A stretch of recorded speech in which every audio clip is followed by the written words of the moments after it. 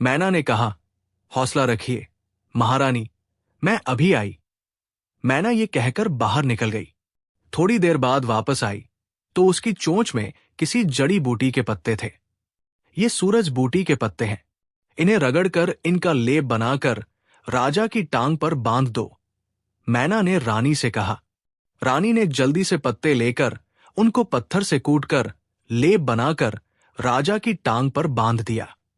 मैना ने रानी से कहा, शाम तक ये जख्म ठीक हो जाएगा। रानी ने परेशानी से मैना से पूछा, अब क्या होगा? राजा जी कब तक होश में आ जाएंगे? मैना ने कहा, राजा जी को कुछ नहीं होगा, बस कुछ ही देर में राजा जी को होश आ जाएगा। मैना ने रानी को तसल्ली देते हुए कहा, अब मैं जो कहती हूं तुम वैसे ही करती जाना, हौसला नहीं हारना, अब हम सबकी जिंदगी तुम्हारे हाथ में है। मैना ने रानी को समझाते हुए कहा, और रानी ठंडी सांस लेकर रह गई।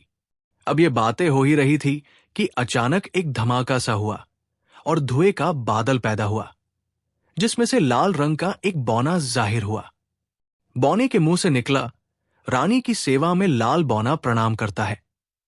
रानी ने पूछा, क्या बात है? वो हैरानी से बौने की तरफ देख रही थी। बौने ने कहा, आपको जन्नार जादूगर याद कर रहा है और इसी वक्त आपको अपने कमरे में बुलाया है। रानी ने बौने को जवाब दिया, ठीक है, तुम जाओ, हम आते हैं। ये सुनकर बौना गायब हो गया। रानी ने मैना की तरफ देखा। मैना उड़कर रानी के कंधे पर आ बैठी और उसके कान में फुसफुसाने लगी।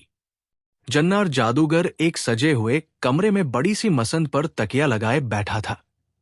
उसके हाथ में शराब का एक गिलास था, जिसको वो धीरे धीरे पी रहा था। अचानक उसने चौंक कर एक हाथ हवा में लहराकर झटका दिया तो सामने दीवार रोशन हो गई और एक नजारा दिखाई आने लगा, जिसमें रानी राजा की टांग पर दवाई का लेप लगा रही थी। कुछ देर देखने के बाद हाथ को झटका देकर उसने लहराया तो वो नजारा गायब हो गया।